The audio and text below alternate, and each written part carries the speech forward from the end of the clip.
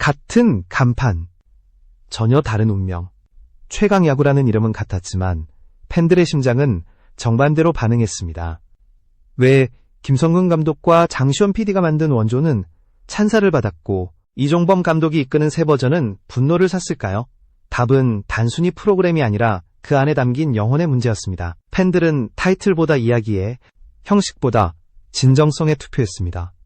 원조 최강야구는 처음부터 긴장으로 서사를 설계했습니다. 지면 끝이라는 단호한 규칙. 이 한 문장은 모든 장면을 가로지르는 뼈대였습니다.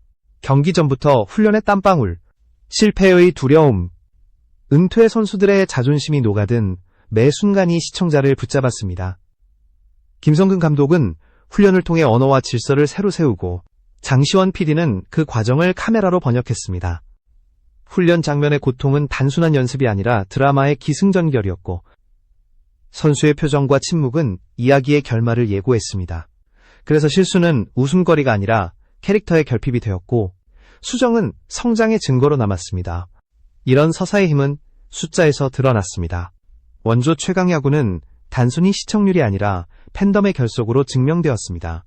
21만 명이 동시에 유튜브 라이브를 지켜봤고 현장 직관에 팬들이 모여들었습니다. 단순한 시청이 아니라 참여였습니다. 팬들은 자신이 함께 만든 이야기라 느꼈고 그래서 충성은 더욱 단단해졌습니다. 프로그램은 브랜드가 아니라 공동 저작물로 받아들여졌습니다. 반면 새 버전은 시작부터 프레임이 달랐습니다.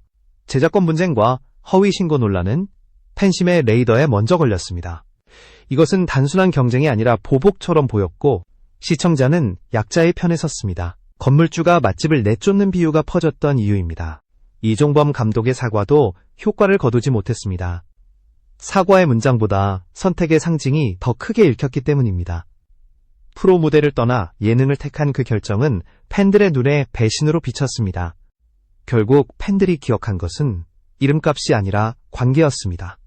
원조가 보여준 것은 존중과 서사였고 새 버전이 드러낸 것은 브랜드와 형식이었습니다. 그래서 같은 최강야구라는 간판을 달고도 감정 곡선은 극과 극으로 갈라졌습니다. 영혼을 담은 원조와 껍데기만 남은 복제. 팬들의 선택은 명확했습니다. 이제 질문은 분명해집니다. 왜 같은 포맷에서 이렇게 다른 결과가 나왔을까요? 답은 서사와 진정성 그리고 신뢰에 있습니다. 원조는 실패의 비용을 서사의 동력으로 삼았고 신버전은 장면의 이익을 좇았습니다. 팬들은 끝까지 비용을 치르는 이야기에만 지갑과 시간을 쓰는 법입니다. 이것이 찬사와 분노를 가른 첫 번째 분기점이었습니다. 원조와 새 버전의 차이는 단순히 규칙과 서사에서 끝나지 않았습니다. 연출 방식의 간극은 팬들의 몰입도를 정반대로 갈라놓았습니다. 장시원 PD는 현장의 호흡을 스토리로 변환하는 연출가였습니다. 선수들의 긴장된 숨소리, 관중석의 환호와 한숨을 교차 편집하며 경기를 넘어선 드라마를 완성했습니다. 루틴은 길게 잡고 클로즈업은 집요하게 이어지며 작은 표정 하나까지도 이야기의 일부로 만들었습니다. 그 결과 시청자는 단순한 경기 관람자가 아니라 이야기 속 주인공처럼 느꼈습니다. 반면 새 버전은 중계 형식의 완성도를 높였지만 그만큼 드라마적 긴장이 사라졌습니다. 해설의 무게와 자막의 과잉은 플레이를 소음처럼 만들었고 빠른 컷 편집은 인물의 내면을 축적하지 못했습니다. 순간적인 볼거리는 많았지만 장면을 넘어가는 맥락이 비어 있었습니다. 그래서 좋은 플레이가 반드시 좋은 드라마로 연결되지 못했습니다. 드라마는 공백과 침묵, 긴장과 해소가 필요하지만 새 버전은 그 간격을 견디지 못했습니다. 긴장을 해설로 대체하며 몰입을 잃은 것입니다. 플랫폼 전략도 결정적인 차이를 만들었습니다. 원조는 유튜브 라이브와 직관 이벤트로 팬들의 시간을 동시대성으로 묶었습니다. 채팅창의 반응과 현장의 함성이 동시에 이야기를 완성했고 참여는 곧 충성으로 전환되었습니다. 반대로 새 버전은 방송 규격의 견고함을 선택했습니다. 안정감은 있었지만 요즘 팬덤에게는 거리감으로 읽혔습니다. 방송은 완성품을 보여주었고 유튜브는 과정을 공유했습니다. 팬들은 완성품이 아니라 과정 속에서 감정을 투자했습니다. 결국 플랫폼의 선택이 팬덤의 충성도를 가른 셈입니다. 여기에 행동의 신뢰도 차이가 겹쳤습니다.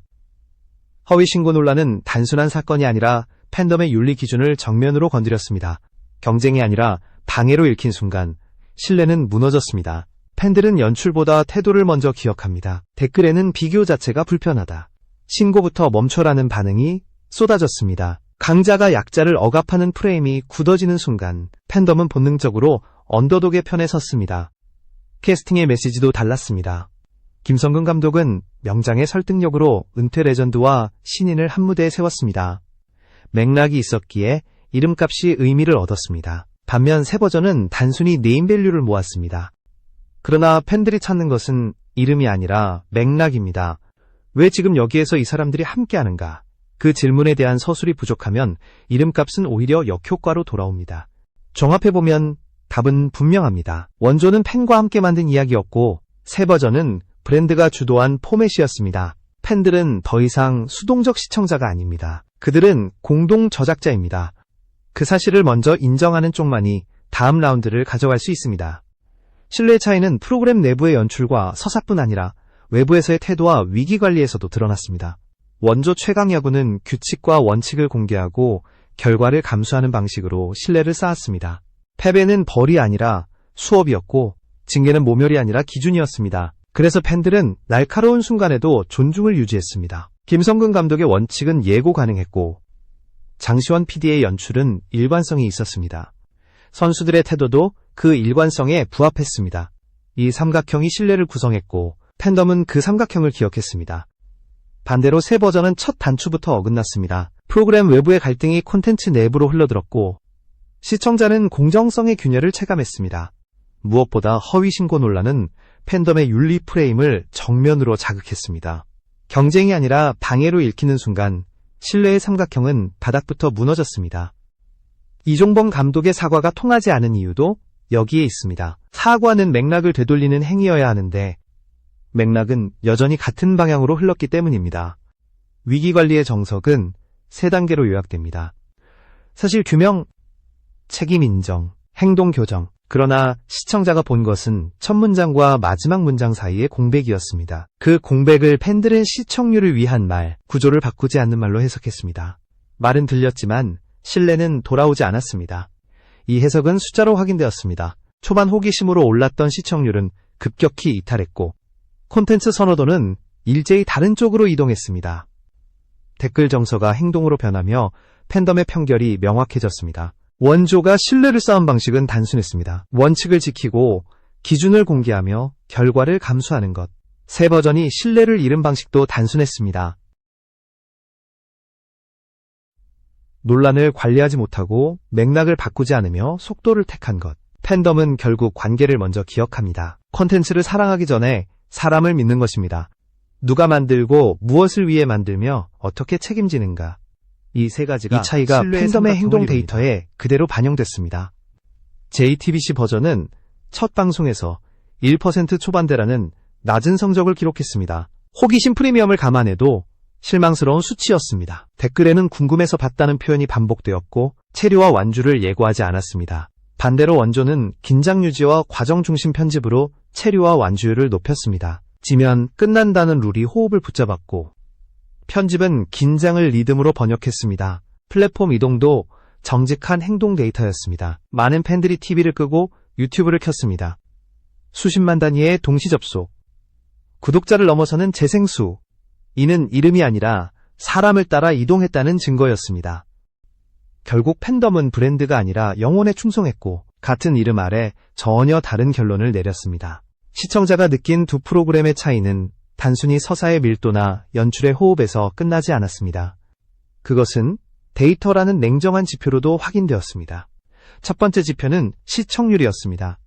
JTBC 버전은 첫 방송에서 1% 초반에 머물렀습니다. 파일럿 특유의 호기심 수요가 몰린 상황을 고려하면 이는 기대 이하였습니다. 처음엔 궁금해서 봤다는 댓글이 반복된 것은 단순 클릭은 있었지만 체류와 재방문 의지는 약했다는 의미였습니다. 두 번째 지표는 체류와 완주율이었습니다. 원조 최강야구는 단순한 스코어가 아니라 긴장 유지로 체류를 확보했습니다. 지면 끝난다는 룰이 매 순간 긴장을 붙들었고 장시원 PD의 편집은 그 긴장을 호흡으로 번역했습니다. 그래서 시청자는 경기를 넘어 과정의 축적을 경험했고 완주율이 높게 유지되었습니다. 반대로 새 버전은 빠른 편집과 잦은 해설로 긴장을 스스로 지워버렸습니다. 긴장이 사라지면 체류가 줄고 체류가 줄면 완주율은 무너집니다. 세 번째 지표는 커뮤니티의 행동 데이터였습니다. 팬덤은 말보다 행동으로 더 정직한 평가를 내렸습니다. TV를 끄고 유튜브를 켰고 수십만 단위의 동시 접속이 기록되었으며 조회수는 구독자 수를 가볍게 넘어섰습니다. 이는 간판이 아니라 영혼을 따라 이동했다는 증거였습니다. 팬들이 진짜로 원한 것은 프로그램의 이름이 아니라 그 안에 담긴 사람과 서사였습니다. 이 지점에서 프레이밍의 차이가 더욱 선명해졌습니다. 원조의 인물들은 필드에서 캐릭터가 되었습니다. 낮에는 훈련, 밤에는 회의, 다음 날에는 수정, 시간의 축적이 캐릭터를 만들었습니다. 팬들은 이 과정을 통해 선수들의 결핍과 성장을 목격하며 정서적 투자를 했습니다. 반면 새 버전의 인물들은 차용된 이름으로 보였습니다. 이름값은 주목을 부르지만 정착은 빌드에서만 만들어집니다. 서사의 누적이 부족한 인물은 결국 소비되는 이름에 머무를 수밖에 없었습니다. 커뮤니티의 심리도 달라졌습니다. 원조는 언더독의 도전 서사를 품었고 팬들은 약자의 성장과 실패를 함께 견디며 충성했습니다. 반대로 새 버전은 거대 플랫폼의 복제 프레임에 갇혔습니다. 같은 장면이라도 프레임이 달라지면 정서는 정반대로 흐릅니다. 그래서 선 넘었다. 노클릭 같은 부정적 행동 언어가 퍼졌습니다. 팬들은 단순히 불만을 말하는데 그치지 않았습니다. 그들은 리모컨을 내려놓고 다른 플랫폼을 선택하며 실천으로 보여주었습니다. 결국 플랫폼 구조가 또 한 번 갈림길을 만들었습니다. TV는 완성품을 보여줬고 유튜브는 과정을 공유했습니다. 원조는 과정을 사랑했고 새 버전은 결과를 내세웠습니다. 팬들은 자연스럽게 과정을 선택했습니다. 같은 최강야구라는 간판 아래 하나는 영혼의 계승으로 다른 하나는 형식의 모사로 인식된 것입니다. 데이터는 이미 결론을 말하고 있었습니다. 팬들은 사람과 서사를 따라 이동했고 브랜드는 그 뒤를 따라오지 못했습니다. 그렇다면 같은 이름으로 신뢰를 회복할 수 있을까요? 답은 가능하다이지만 조건이 분명히 있습니다. 첫째는 프레임 전환입니다. 경쟁이 아니라 공존을 선언해야 합니다. 불꽃차구와 같은 다른 콘텐츠에 대한 신고와 견제를 멈추고 상생의 원칙을 세워야 합니다. 콘텐츠 간 상호 비방 금지, 제작자 권리 존중, 팬덤 존중 가이드라인을 공개 문서로 명시한다면 공기는 즉시 달라질 수 있습니다. 선언은 말이 아니라 서명 가능한 규칙이어야만 합니다. 둘째는 신뢰 회복의 절차를 가시화하는 것입니다. 논란의 타임라인을 투명하게 공개하고 의사결정 주체와 기준 수정안을 명확히 제시해야 합니다.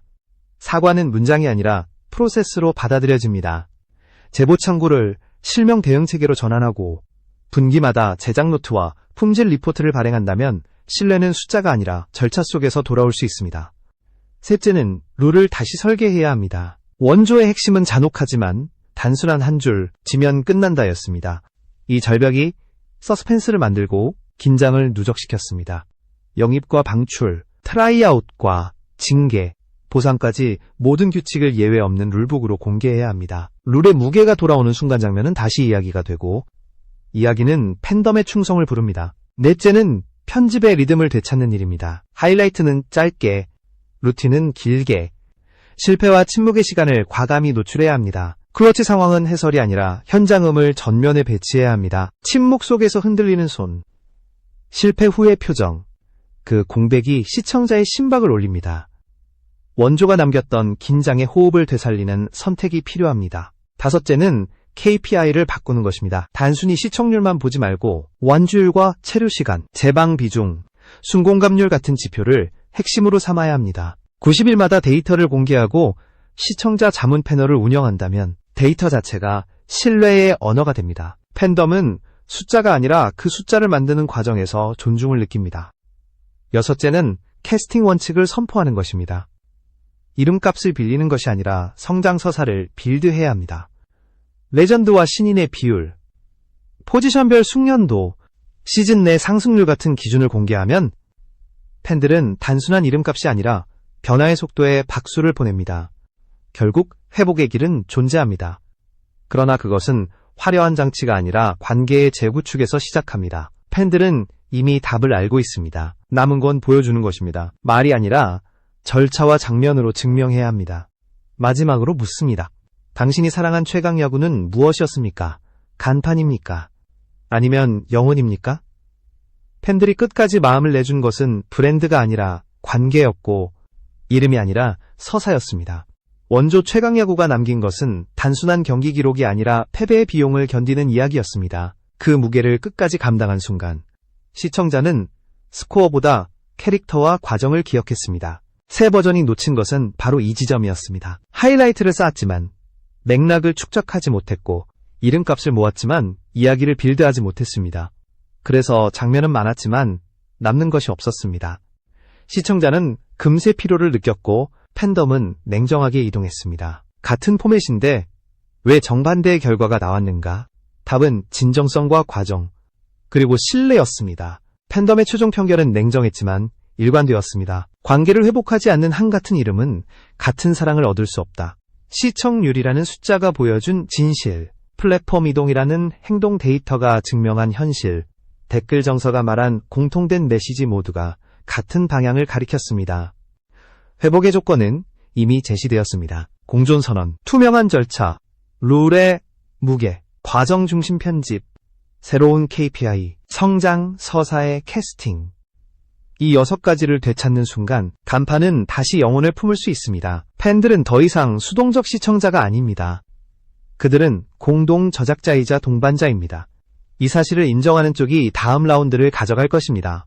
결국 최강야구라는 이름이 같은 사랑을 얻기 위해서는 같은 영혼을 회복해야 합니다. 그것은 룰에서, 과정에서, 그리고 관계에서 만들어집니다. 팬들은 이미 답을 알고 있습니다. 이제 남은 건 보여주는 것뿐입니다. 말이 아니라 절차와 장면으로, 사과가 아니라 행동과 변화로, 하이라이트가 아니라 과정과 맥락으로 찬사와 분노를 갈라놓은 것은 거창한 차이가 아니었습니다. 규칙을 지키는 용기, 맥락을 바로잡는 결단, 그리고 시간을 견디는 태도. 이 3가지를 되찾는 순간 같은 이름은 다시 같은 사랑을 얻을 수 있을 것입니다. 그리고 그날 최강야구라는 4글자는 비로소 다시 영혼을 갖게 될 것입니다.